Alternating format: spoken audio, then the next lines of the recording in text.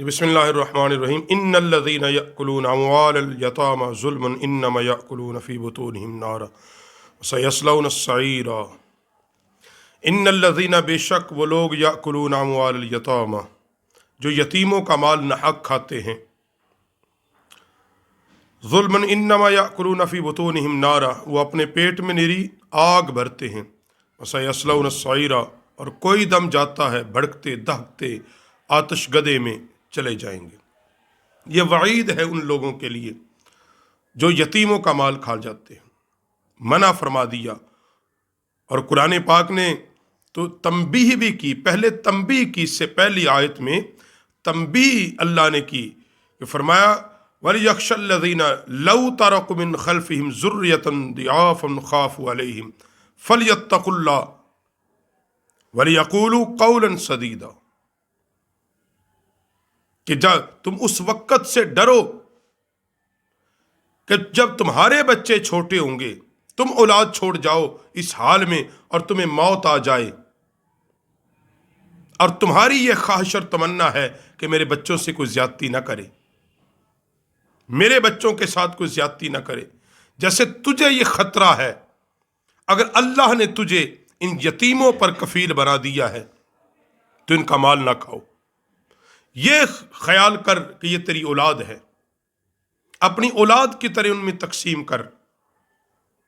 और जो जानते बूझते हुए उनका माल खा जाते हैं। और कुरान पाक ने तो ये कहा कि अगर वो तेरे ज़ेरे किफालत हैं और अल्लाह ने तुझे दिया है, अल्लाह ने तुझे मालो दौलत वाफर दिया है, तो सबसे पहले उन पे अपनी दौलत को खर्च कर, अपनी जेब से उनको लिबास लेके दे, उनके खाने का इंतजाम अपने बच्चों की तरह उनके खाने का इंतजाम कर, उनकी तालीम और तरबियत का इंतजाम वैसे ही कर जैसे तू अपनी औलाद के लिए करता है।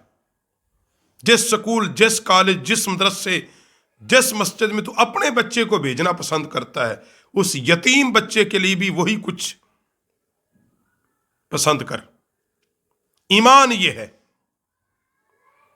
और तूने लेतो लाल से उसका माल अपने माल में मिलाकर खा लिया, और जब वो बड़े हुए अपना माल तलब किया और तूने यह कह दिया कि इतने साल मैंने तुम्हारी तरबियत की, तुम्हें पाला है, पलोसा है, लिहाजा वो माल खर्च हो गया, ख़त्म हो गया, वो तुमने खा लिया, तुम पे लगा दिया है।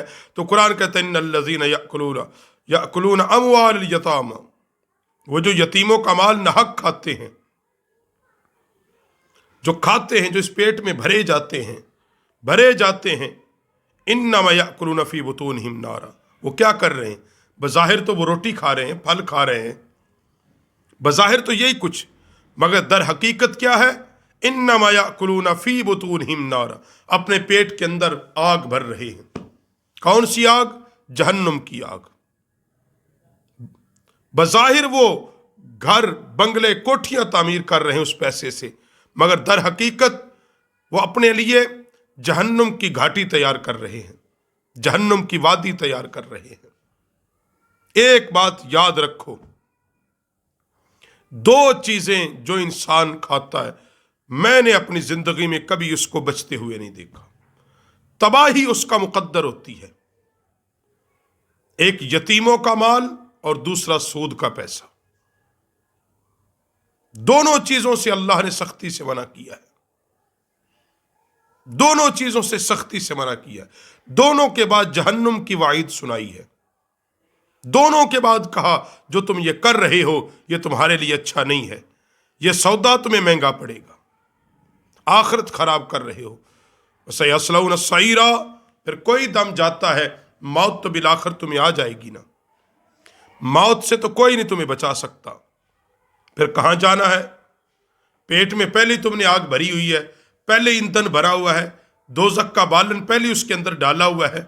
सयस्लौना सईरा फिर आतिश गदे के अंदर तुम्हें डाल दिया जाएगा, फिर तुम्हें डाल दिया जाएगा एक जहन्नुम की वादी के अंदर, उसमें से कोई निकालने वाला नहीं होगा।